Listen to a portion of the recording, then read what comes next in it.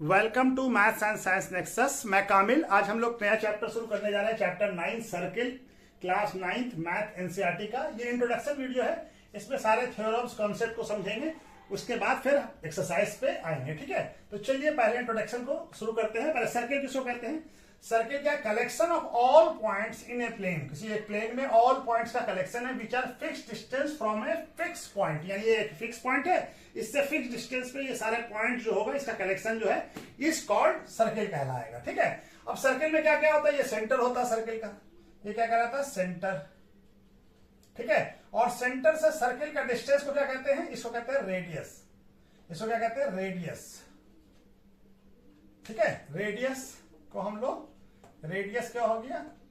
Distance from centre to circle. ठीक है ना, सर्किल से सेंटर के डिस्टेंस होता है। इसको हम लोग किससे लिखते हैं? इसको हम लोग डोनेट करते हैं आर से, स्मॉल आर से। ठीक है, उसके बाद आता है हमारा क्या? डायमीटर। डायमीटर क्या हो गया? एक लाइन जो सेंटर से पास करे, सेंटर से पास करे और दोनों एंड को मिलाए, सर्किल के एक इस एंड को और इस एंड को मिलाए, और वो लाइन सेंटर से पास करे, तो वो क्या कहलाएगा? डायमीटर। ठीक है, सेंटर से पास करना चाहिए। मान लीजिए ये यहां से सेंटर से पास करा, तो ये भी डायमीटर हो जाएगा। इस तरह से यहां से ऐसे सेंटर से एक एंड से दूसरे एंड में। ठीक है, तो उसको कहते हैं डायमीटर। और डायमीटर क्या हो गया? डायमीटर और रेडियस में रिलेशन क्या है? डायमीटर होता है 2 इंटू रेडियस, और डायमीटर को हम लोग लिखते हैं डी से, तो डू क्या हो जाएगा? 2r, या r इक्वल टू क्या हो जाएगा? d/2। ठीक है, तो ये हमारा ये हो गया, सेंटर हो गया, बीच में सेंटर से सारा पॉइंट्स, और रेडियस हो गया। ठीक है, अब इसके बाद हमारा आता है क्या? ये सर्किल के अंदर वाला पार्ट क्या कहलाएगा? इंटीरियर। ये क्या कहलाएगा? इंटीरियर। और सर्किल के बाहर वाला एक्सटीरियर। सर्किल के बाहर जो भी जितना पार्ट है वो सब एक्सटीरियर कहलाएगा, ये इंटीरियर होगी। ठीक है, उसके बाद आता है हमारा कॉर्ड। अब क्या कहलाएगा? कॉर्ड। कॉर्ड किसको कहते हैं? तो सर्किल के एक एंड से दूसरे एंड को जो लाइन मिलाए, वो क्या होगा? कॉर्ड होगा। ठीक है, ये क्या कहलाएगा? कॉर्ड। अब सर्किल का ये एंड से दूसरे एंड को जो मिला रहा है, कोई भी लाइन, यहां पे भी कॉर्ड बन सकता है, ये भी कॉर्ड हो सकता है। एक सर्किल में बहुत सारा इनफाइनाइट नंबर ऑफ कॉर्ड बन सकता है। और डायमीटर जो होता है वो भी एक कॉर्ड है। कॉर्ड क्या हो गया? एक एंड से दूसरे एंड को, सर्किल को कोई मिला है एक एंड से दूसरे एंड को। ठीक है ना, उसको क्या कहते हैं? कॉर्ड। और डायमीटर भी एक कॉर्ड है। Diameter is longest chord of circle होता है। डायमीटर सबसे लंबा कॉर्ड होता है। ठीक है, अच्छा जी, ये हमारा ए और बी, तो ए बी क्या हो गया? A B equal to chord हो गया। ठीक है, इसको लिखेंगे कॉर्ड ए बी। अब ये जो कॉर्ड के, ये जो सर्किल का पार्ट है, ये इसको क्या कहते हैं? ये हमारा, ये क्या है? ये आर्क है। ये क्या है? आर्क। ये क्या है? आर्क। अब इसको लिखने का क्या तरीका होता है? ये पॉइंट हम यहां पे ले लेते हैं P। ठीक है, तो ये आर्क को कैसे लिखेंगे? Arc A P B. ठीक है, इसको लिखने का तरीका ये है। अब ये कॉर्ड और आर्क के बीच का जो एरिया है, ये जो एरिया है, इसको क्या कहते हैं? इसको कहते हैं सेगमेंट। क्या कहते हैं? सेगमेंट। कॉर्ड और आर्क के बीच का। इसी तरह से ये भी एक सेगमेंट हो गया।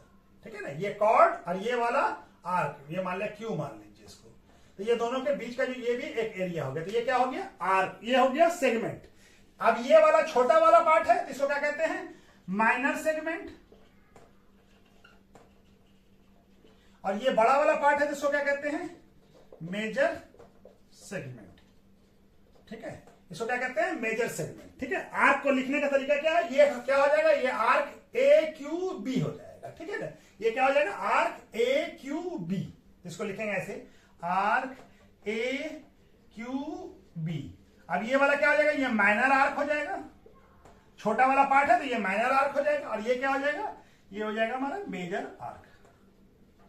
और माइनर आर्क और कॉर्ड के बीच में जो एरिया है उसको कहेंगे माइनर सेगमेंट, और इसको कहेंगे ये माइनर, मेजर आर्क और कॉर्ड के बीच में जो एरिया है उसको क्या कहेंगे? सर्किल का, उसको कहेंगे मेजर सेगमेंट। ठीक है, तो चलिए ये वाला हो गया। इसके बाद हम लोग सेक्टर को भी समझ लेते हैं। सेंटर है, सेंटर से सर्किल का डिस्टेंस, ये रेडियस और ये भी रेडियस। अब ये दोनों रेडियस, ये दो रेडियस है, ये सेंटर मान ले O। ठीक है, ये दो रेडियस है, तो ये A, ये बी और ये क्या हो जाएगा, मान लिया ये पॉइंट है पी। तो ये जो दो रेडियाई, रेडियस का पोलर होता है रेडियाई, दो रेडियाई और आर्क के बीच के एरिया को क्या कहते हैं? इसको कहते हैं सेक्टर। इसको क्या कहते हैं? सेक्टर। इसको क्या कहते हैं? सेक्टर। अब ये छोटा वाला पार्ट है तो इसको कहेंगे माइनर सेक्टर, और ये बड़ा वाला पार्ट है, ये वाला आर्क मान लिया क्यू है, तो इसको क्या कहेंगे? इसको कहेंगे मेजर सेक्टर। क्या कहेंगे? Major sector. ठीक है, मेजर सेक्टर। ठीक है। थ्योरम 1.1 क्या कह रहा है? Equal chord of a circle subtended equal angle at centre. Angle subtended हम लोग समझ गए क्या एंगल? ये है हमारा एक कॉर्ड, ये ए बी है, ये ए बी है, और दूसरा कॉर्ड हमारा मान लिया पी क्यू है, और ये सेंटर है। तो दोनों कॉर्ड अगर हमारा क्या बोल रहा है? इक्वल कॉर्ड, अगर A B equal to P Q है, इफ तब देन क्या होगा? ये एंगल सस्टेन करेगा और ये एंगल सस्टेन करेगा। ठीक है, और यहां पे ये एंगल सस्टेन करेगा।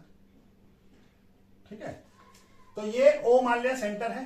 ठीक है, तो ये एंगल क्या होगा? इफ ए बी, यानी कि दोनों कॉर्ड अगर बराबर है तो ये एंगल क्या होगा? ए ओ बी, और ये एंगल क्या होगा? Angle P O Q. ये दोनों बराबर होगा। अगर इक्वल कॉर्ड है तो दोनों सेंटर पे इक्वल एंगल सस्टेन करेगा, यानी सेंटर से इक्वल एंगल पे एंगल बनाएगा। ठीक है। दूसरा थ्योरम इसी का कन्वर्स है, if angle subtended by the chord of a circle at a centre are equal then chord are equal.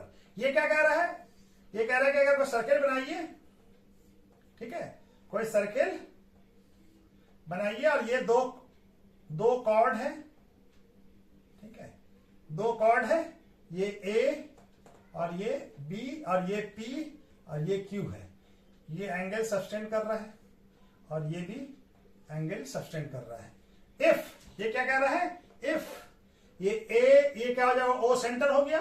ये if angle A O B equal to angle P O Q है, अगर ये दोनों angle बराबर है, ये angle और ये एंगल बराबर है, तब क्या हो जाएगा हमारा? तब A B equal to then A B equal to क्या होगा? पी क्यू होगा, यानी ये दोनों कॉर्ड भी बराबर होगा। ठीक है, तो ये इसी का कन्वर्स है कि अगर कॉर्ड इक्वल है तो एंगल भी इक्वल सस्टेन करेगा, और अगर एंगल इक्वल है तो कॉर्ड इक्वल होगा। चलिए इसके बाद हम लोग दूसरा थ्योरम 10.3 क्या कह रहा है? Perpendicular from the centre to the circle of a chord bisect the chord. यानी कोई सेंटर से अगर हम परपेंडिकुलर ड्रॉ करते हैं सर्किल पे, इस कॉर्ड पे, तो वो क्या होगा? वो कॉर्ड को बाइसेक्ट करेगा। यानी ये सेंटर है ये हमारा, ठीक है, और ये कोई कॉर्ड बना लीजिए। ठीक है, यहां से एक परपेंडिकुलर ड्रा कर रहे हैं, ये ओ है, ये ए बी हमारा कॉर्ड है।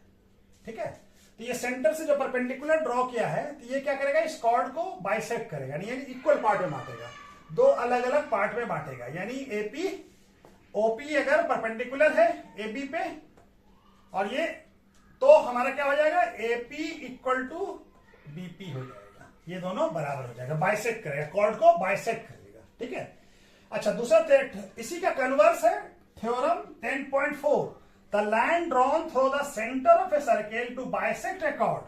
अगर कोई लाइन एक ड्रॉन करते हैं जो कॉर्ड को बाइसेक्ट कर रहा है, तो वो क्या होगा? Is a perpendicular to the chord. इसको समझने के लिए क्या है? ये सर्किल बनाइए, सर्किल से सेंटर है, ये कॉर्ड है, मान लिया तो एक लाइन ड्रॉ कर रहे हैं और जो हमारा ओ है, और ये ए और ये बी है। अगर मान लिया ये लाइन, ये ए पी मान लेते हैं, ओपी जो है एपी बाइसेक्ट कर रहा है, A P, if A P bisect A B, then क्या हो जाएगा? O P perpendicular to A B हो जाएगा। ठीक है, अगर ये ओपी बाइसेक्ट कर रहा है ए बी को, यानी कि ये बराबर हो गया, तब ये ओपी क्या हो जाएगा? ओपी परपेंडिकुलर हो जाएगा। ठीक है, परपेंडिकुलर हो जाएगा ये। ठीक है, O P then O P is perpendicular to A B. ठीक है ना, यही कह रहा है। The line drawn through the centre of a circle to bisect a chord, अगर ये बाइसेक्ट कर रहा है तो is a perpendicular to the chord. अगर ये लाइन बाइसेक्ट कर रहा है ए बी को, तो ये ओपी परपेंडिकुलर हो जाएगा। ठीक है, चलिए उसके बाद नेक्स्ट थ्योरम करते हैं। थ्योरम 10.5 क्या कह रहा है? Equal chord of a circle और या तो कॉन्ग्रुएंट सर्किल हो, ठीक है ना, और दोनों का कॉर्ड इक्वल हो, यानी दोनों सर्किल कॉन्ग्रुएंट कब होता है? जब दोनों का रेडियाई बराबर हो, ठीक है ना।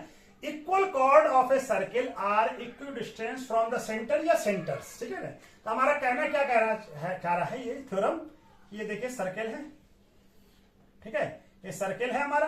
तो दो इक्वल कॉर्ड ले लीजिए, ये ए और बी, और ये ले लिया पी और क्यू, और ये सेंटर है, ठीक है। दोनों ए बी क्या है? If A B equal to P Q, यानी दोनों कॉर्ड इक्वल है, ठीक है। तो सेंटर से जो डिस्टेंस होगा, इक्वी डिस्टेंस फ्रॉम सेंटर, यानी सेंटर से, ये सेंटर ओ है, तो ये डिस्टेंस जो होगा और ये डिस्टेंस दोनों बराबर होगा। ये मान लेते हैं इसको सी और इसको आर। तो ये जो डिस्टेंस होगा ओ सी और ओ आर हमारा दोनों बराबर होगा, डिस्टेंस हमारा बराबर होगा, ठीक है। ये दो कॉन्ग्रुएंट सर्किल ले लीजिए। दो कॉन्ग्रुएंट सर्किल किसको कहते हैं? जिसका रेडियाई हमारा बराबर हो, इसमें भी ये वैलिड होगा, ठीक है। दो कॉन्ग्रुएंट सर्किल ले लिया जिसका रेडियाई बराबर है, और एक, अब ये दोनों कॉर्ड, ये ए बी है और इसका पी क्यू है, दोनों कॉर्ड बराबर है। इसमें भी क्या है? A B equal to P Q है, और ये दोनों का सेंटर, यहां सेंटर ओ और इसका ओ डैश मान लीजिए, और यहां से डिस्टेंस ये P है, R मान लीजिए, यहां से C मान लीजिए। तो अगर if A B equal to P Q है, दोनों सर्किल क्या है? कॉन्ग्रुएंट है। कॉन्ग्रुएंट का मतलब दोनों का रेडियाई सेम है। कॉन्ग्रुएंट सर्किल तभी होता है जब रेडियस जो है दोनों सर्किल का सेम होता है। तो OC इक्वल टू क्या होगा? O डैश R, यानी ये डिस्टेंस और ये डिस्टेंस दोनों बराबर होगा। अगर इक्वल कॉर्ड है तो सेंटर से जो डिस्टेंस होगा वो बराबर होगा, ठीक है। ये कह रहा है यहाँ पे सेम सर्किल में लिया, ये डिफरेंट दो अलग अलग सर्किल में लिया, दोनों के लिए वैलिड है, ठीक है। ए बी अगर ये कॉर्ड और ये दोनों कॉर्ड बराबर है तो OC यानी इस सेंटर से इस कॉर्ड का डिस्टेंस, और OR यानी सेंटर से इस कॉर्ड का डिस्टेंस दोनों बराबर होगा। इसी का कन्वर्स है theorem 10.6, chord equi distance from the centre of a circle are equal in length. यानी कि कोई कॉर्ड है, कोई सर्किल बनाइए और सर्किल से हमारा कोई कॉर्ड है, दो कॉर्ड बनाया, ये ए ये बी, और ये हमारा पी और क्यू। तो ये सेंटर से यहां का डिस्टेंस, ये मान ले सी मान लेते हैं, यहां से डिस्टेंस यहां से मान लेते हैं आर। अगर हमारा इफ, ये क्या है? ओ, ठीक है। If O C equal to O R है, देन तब क्या होगा हमारा? A B equal to P Q होगा, ठीक है। अगर ये दोनों डिस्टेंस इक्वल है, इक्वल डिस्टेंस यानी सेंटर से इक्वल डिस्टेंस पे है दोनों कॉर्ड, तो ये कॉर्ड भी बराबर होगा, ठीक है। ये दोनों कॉर्ड बराबर होगा। यही है थ्योरम 10.6 कह रहा है। Angle subtended by the arc of a circle, ये पढ़ना है इसमें थ्योरम 10. तो पहले हम ये समझ लेते हैं कि angle subtended by the arc क्या होता है। ये सर्किल बनाइए, ठीक है, ये सर्किल है हमारा, ठीक है। ये सर्किल का मान लीजिए ये आर्क ले लेते हैं, ये ए बी और ये पी, ठीक है। ये आर्क है, ये आर्क, ये आर्क हो गया, ठीक है ना, ये आर्क है। ये एंगल सेंटर पे सबटेंड कर रहा है इसे, ठीक है, या ये किसी और पॉइंट पे भी, ये सॉरी ये आर्क यहां सबटेंड कर रहा है, ठीक है। तो ये हमारा एंगल जो आर्क जो एंगल बना रहा हो, चाहे सेंटर पे बना रहा हो या कहीं और बना रहा हो। 10.7 क्या कह रहा है? The angle subtended by the arc at centre, यानी जो एंगल सबटेंड करेगा आर्क सेंटर पे, वो क्या होगा? Is double the angle subtended by the any part of the remaining part of the circle, ठीक है ना। तो इसको हम लोग पहले समझ जाते हैं क्या कह रहा है। अगर सर्किल पे जो एंगल सबटेंड करेगा कोई आर्क, मान लीजिए आर्क हम ए और बी ले लिया, ये आर्क ए पी बी है, ये आर्क है, तो ये सेंटर है मान लिया, ठीक है। तो ये आर्क यहाँ पे एंगल सबटेंड कर रहा है सेंटर पे, ठीक है, सेंटर पे आर्क सर्किल कर रहा है। तो ये एंगल और ये एंगल अब जो है ये ही आर्क किसी और पॉइंट पे एंगल सबटेंड कर रहा है,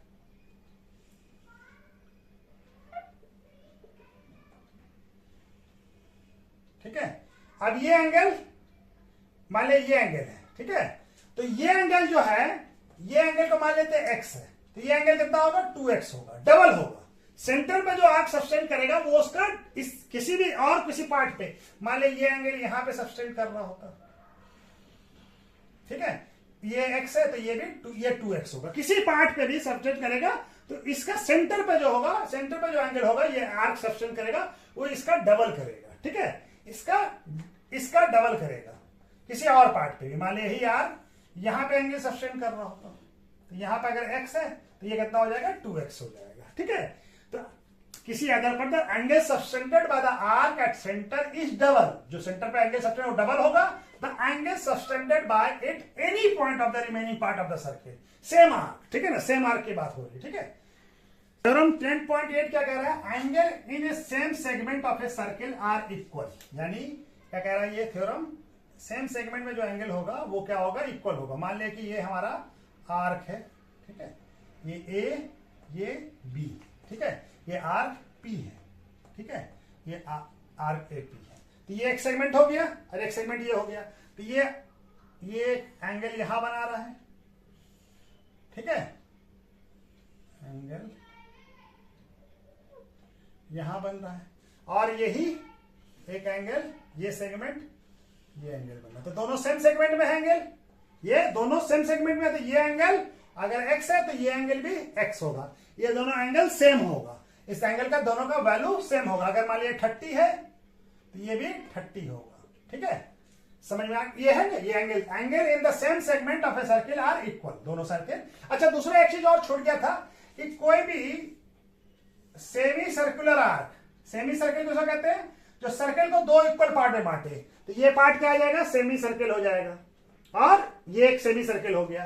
तो सेमी सर्कुलर आर्क जो है वो क्या करता है, सेमी सर्कुलर आर्क कौन सा हो गया, ये वाला आर्क, मान लीजिए ये सेमी सर्कुलर आर्क है, तो ये जो एंगल सब्सटेंड करता है ये सर्किल पे किसी पॉइंट पे कितना एंगल बनाएगा, ये 90 डिग्री का।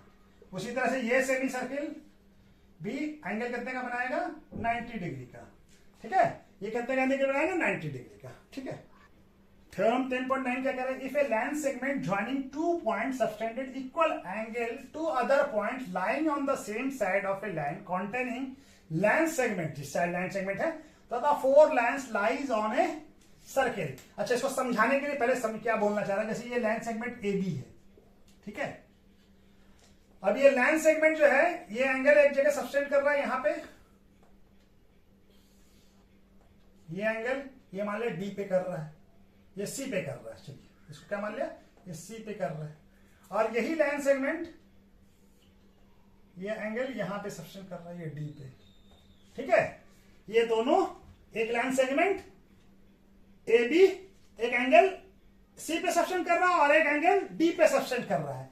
अगर हमारा angle A C B equal to A D B है, यानी ये दोनों एंगल और दोनों एक ही लाइन के एक ही साइड कर रहे हैं ना, इस साइड, तो दोनों अगर ये दोनों बराबर है तो then A B C and D are on circle होगा, ऑन द सर्किल होगा, यानी एक सर्किल पे ये इससे हम इस लाइन से हम एक सर्किल ड्रॉ कर सकते हैं, ठीक है, ये चारों ये जो एबीसीडी है किसी सर्किल पे होगा, ठीक है, यही कह रहा है ये थ्योरम, ठीक है। इसके बाद हम क्या है, साइक्लिक क्वाड्रिलेटरल किसको कहते हैं, कोई क्वाड्रिलेटरल कोई सर्किल के अंदर किसी क्वाड्रिलेटरल का चारों वर्टेक्स जो है, क्वाड्रिलेटरल किसको चार साइड के फिगर को क्वाड्रिलेटरल कहते हैं, तो चारों फिगर अगर हमारा किसी सर्किल के पॉइंट पे सर्किल पे लाई करता है तो ये क्या कहलाएगा, एबीसीडी क्या कहलाएगा, एबीसीडी इज ए